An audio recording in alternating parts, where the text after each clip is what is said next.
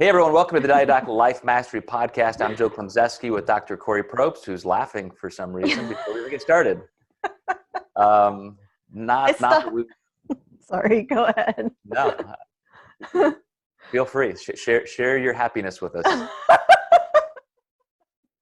I haven't laughed in a long time, so this is good. This is good. I stopped watching the news and I instantly felt my positivity rise. There you go. And yeah, what a statement that is when you have socialization through a podcast and all of a sudden it makes you happy. Well, I just made this post, I think it was yesterday or the day before, about how just important connection is, like, ooh, big news. But I found myself going into this deep, dark hole of a place.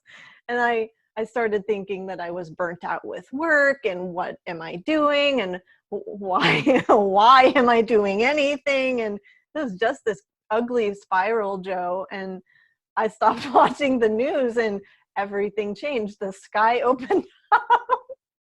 Yep. It's funny you say that because when I leave town, nobody in my family watches news. And so I come back and they have no idea what's happened for a week in the world. But obviously some benefits to that. There are some benefits for sure. Yeah.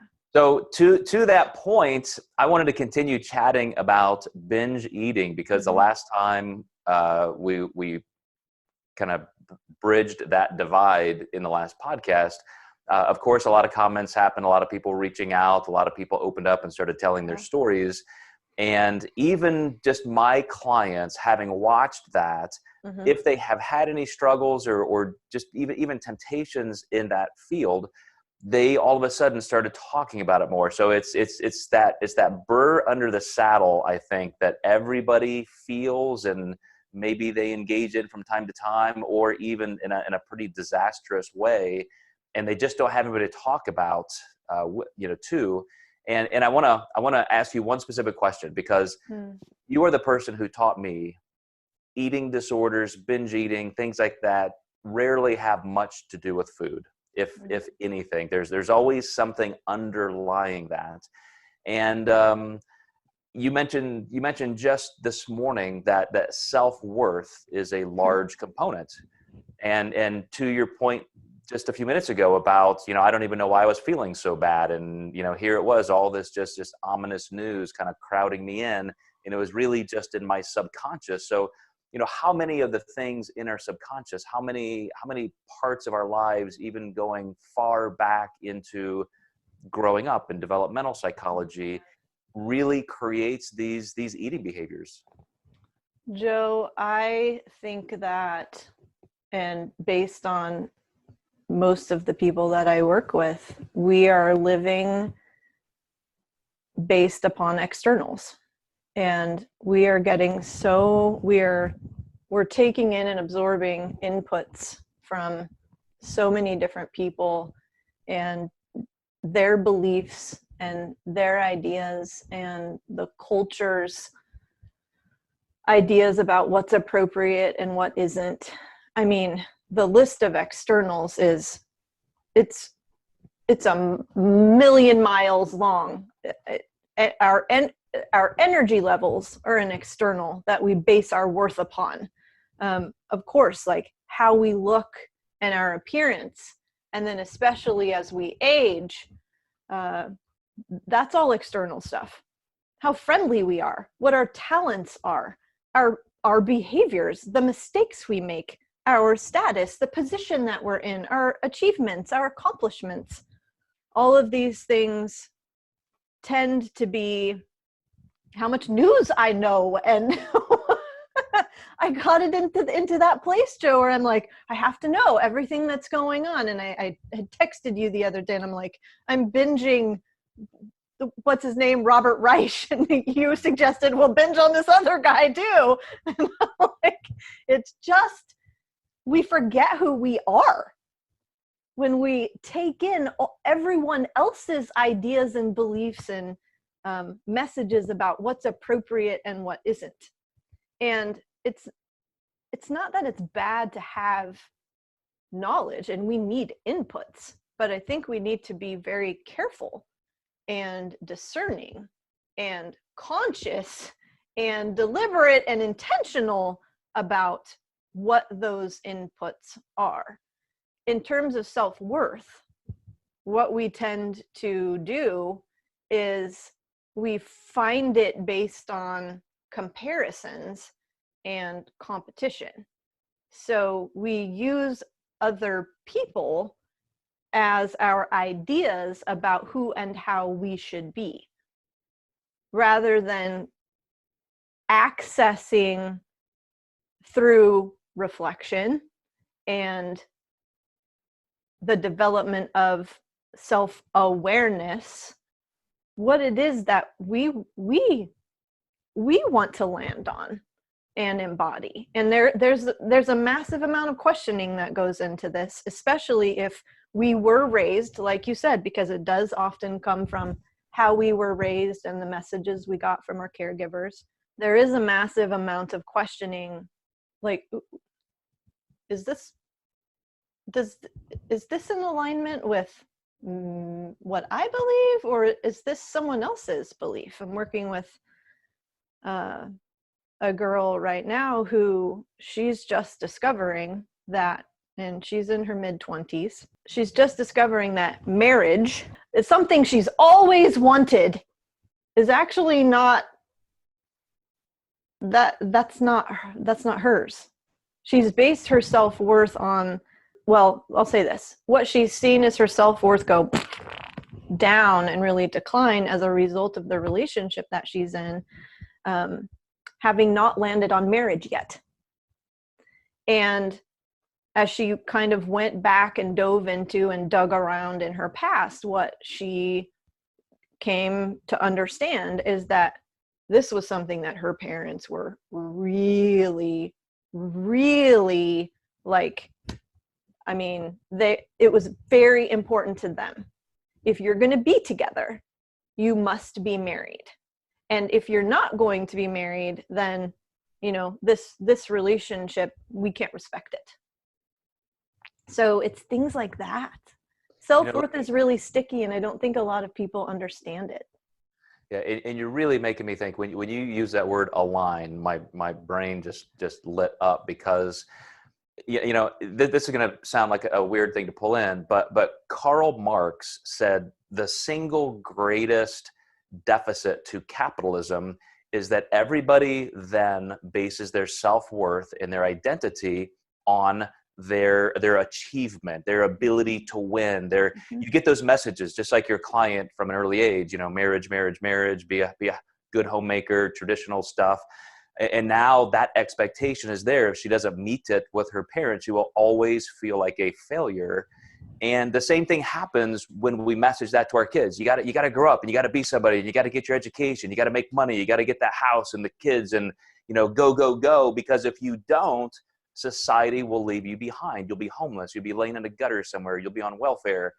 And so then, because of those capitalistic drives, which become our identity, and I'm not anti free enterprise or capitalism, you know, I just want people to know, I'm actually preparing a series on this. Nothing is ever pure. It's not pure communism or pure capitalism. Both of those have incredibly common, easy to see deficits. And you got to get closer to the edges and sort out the dangers of each to find out what kind of blend works best. But that overall self-worth is something that in Western culture, it's everything to us. Our identity is everything. And if you do not have that overall feeling of peace and confidence in who you are in your identity, I think binge eating and eating disorders are going to only be one part of your life that is spiraling downward. And so, you know, back to your original quote, it never really is about the food.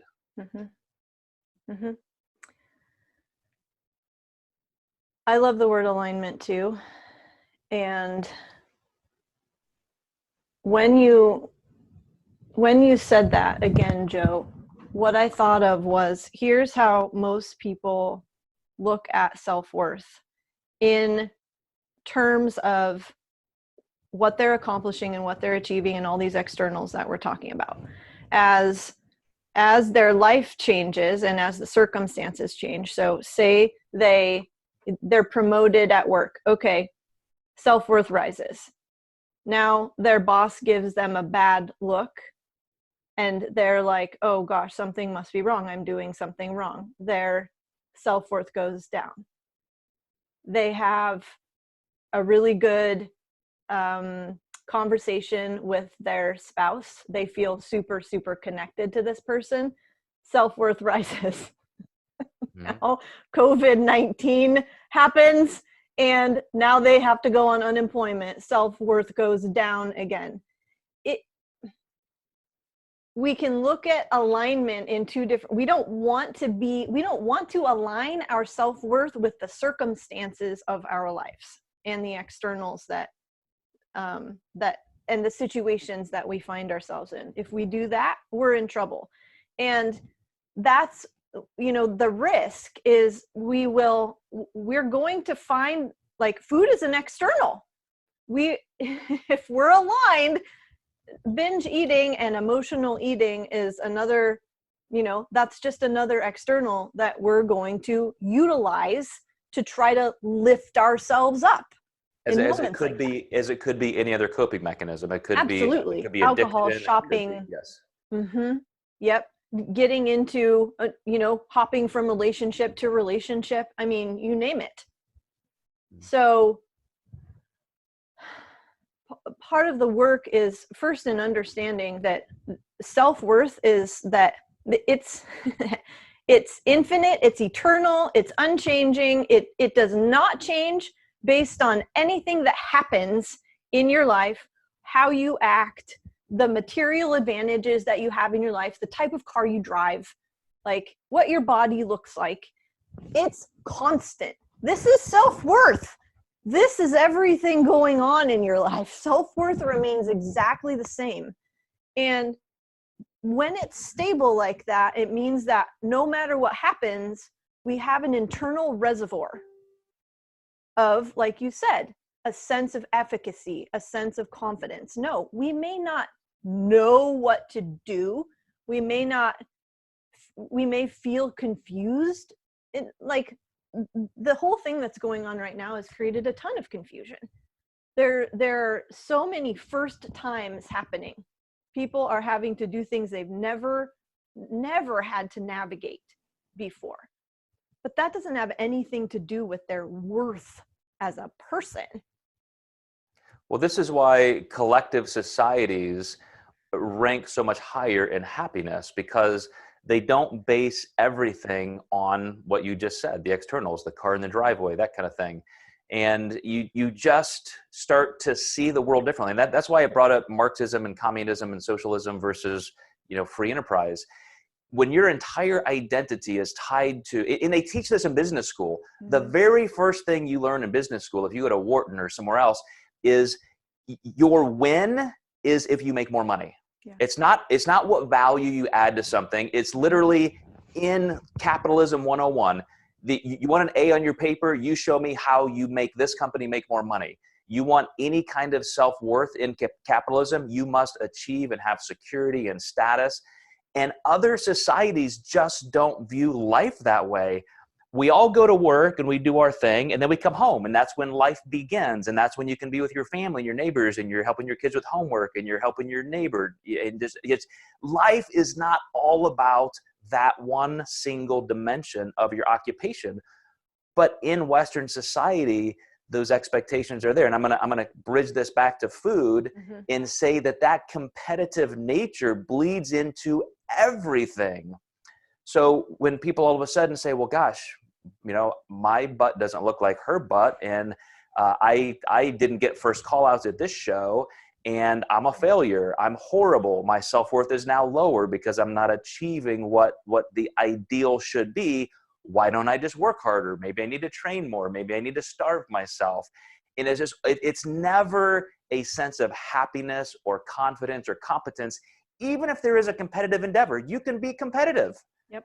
And still be okay. My entire professional bodybuilding career, I was okay not winning. I mean, I knew genetically, once I got my pro card, I was just happy when I stopped placing last. You know, when I finally hit that mid pack and I finally got a top 5, I'm like, okay, I'm playing a game within the game, but it was all about the journey and the progress and the experience. It wasn't about the status or the total infinite outcome or finite outcome. Yeah, and this speaks to just that the intrinsic nature of just motivation in general.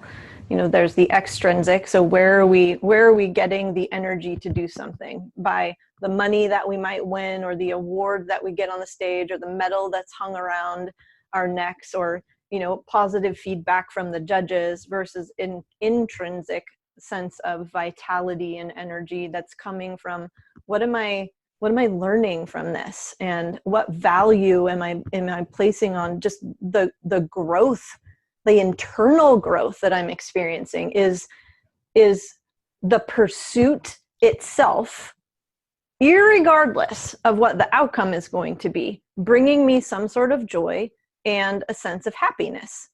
You know, the growth mindset. You know, I received a question, Joe, from a client recently, and it was on this specifically. She was like, you know, as a person who has largely based most of what I do on what other people have said I should do, or I should be, or how I should act, how do I even know what the right path is? How do I know? I don't know what to do, because other people and their beliefs and messages have been my guide. And the first thing I kind of thought of was,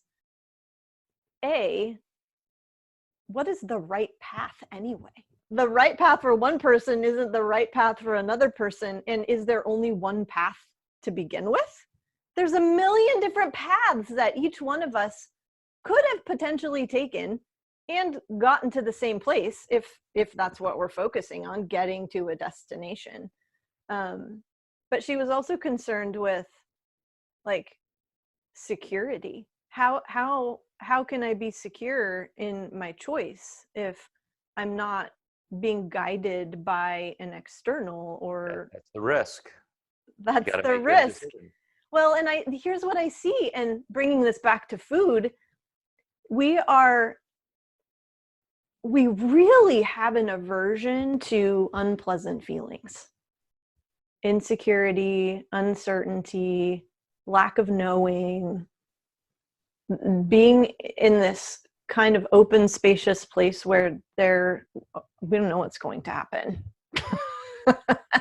But choices are rarely black and white.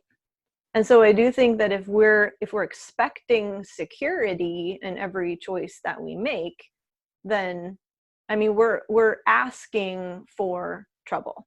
That's when we're going to try to reach for control, and food becomes that thing. Shopping becomes that thing, the thing that we fixate on to give us that false refuge, that false sense of control. Well, think of even the phrase self-worth. It has to come from yourself. And like your friend or client described, you know, cutting those ties, severing those ties can happen when you're 7 or when you're 70. It's literally a process and a choice. And I got to say, I've seen even my wife evolve in this way, where she's a very timid person, doesn't like to make decisions at all, because she doesn't want to make the wrong decision. And she would much rather, as you said, be totally guided. I saw her just this week, just almost shaking with her phone in her hand to tell her mother in a text that she disagreed with her. And it is so hard for her, even at 50 years old, to sever those ties from the expectations of what will mommy think. And it's heartbreaking to me, because, like I said, when I was like 7 or 8, I was checked out. I couldn't wait to get away from my house. But you know, it's not bizarre to me. It kind of was until I really processed this. But to see people be controlled voluntarily to that degree by externals, can be a parent, like I said, that's the strongest tie, but can be friends or the expectations we think of other people, And it is not something that comes naturally to a lot of people. And it is a process that you really have to work through. Well, there's just, for a lot of people, there's a massive fear of disapproval and rejection and judgment. And it makes me sad to say that lots of people grew up in that sort of environment. A very judgmental, you must do things this way. This is how you're supposed to act. It wasn't like, we want you to become you, Kori. It's, you're going to become a mini me, Kori. And I don't believe at all that it was any of our parents' like conscious decisions to create mini me's. They were literally doing the best they could with the skills they had under the current circumstances in which they were living. But for many of us, like, that's how it was. It wasn't, what are you interested in? Which direction do you want to go in? And like, that's so hard. I'm not even a parent. Joe, you have 4 kids, like, and I've listened to you share stories of, you got to let them go their own way, and you have to let them make their own decisions, and to let the consequences be there. And I've talked to other parents too who are like, I don't want to see them hurt, and I want to protect them from going down the road. I can see a little further down the road than they can, because I've kind of been down it myself a few times, but it's the only way that they're going to find themselves and understand like who they are. Because you have to engender to them self-worth. Yes. Self. And that is the single biggest parenting ethic I have had. And from the beginning is that I will never say, you have to do this. You get to make your own decisions. We didn't have curfews for our kids. If you fuck up, then you're going to pay the price, but you can do whatever you want. Be responsible, tell us where you're going to be, all the way to what they want to do for careers. I'm not going to tell you what to do. I will support you 100%. Even if I don't think I like it or I don't understand it, I will 100% support you, because I may be wrong. You may be doing the exact right thing and I could be wrong. So I'm going to give you all of the freedom in the world, and you get to build your own life, which will then build your self-worth. And like I said, that is something that, you may be just generations into adulthood or decades into adulthood and still struggle with this. I do. I'll admit it. I'll be 42. One of the hardest things for me is to make a decision that I know and feel in the core of my bones is going to disappoint or not make my mom happy. And I'll say this too, though. I say that, and then I want to put on the brakes, and I'm not actually sure if it would disappoint her. That's my perception of it. Not actually sure if she's still going to love me unconditionally, like you said, may not necessarily agree with what I'm doing. She may make a different decision. But with my mom, it's not going to be, you're a bad person because you're making this. She's not going to, desecrate who I am. It's just, I don't know if that behavior was awesome. And that's what we need to be able to do for ourselves, to parcel it out. If we can objectify it, if we can separate that from the emotion a little bit and think, like you just did it right in front of my eyes. Well, maybe my mom wouldn't think that. And maybe there's just, I understand that parental concern. And I'm telling you, this is the greatest gift my parents gave me, which I was able to then pass to my children. And I didn't even realize it. It took me, decades into learning all about social psychology and developmental psychology to realize that, wow, my parents really did that part of child rearing well. And it was just absolute unconditional confidence building and support.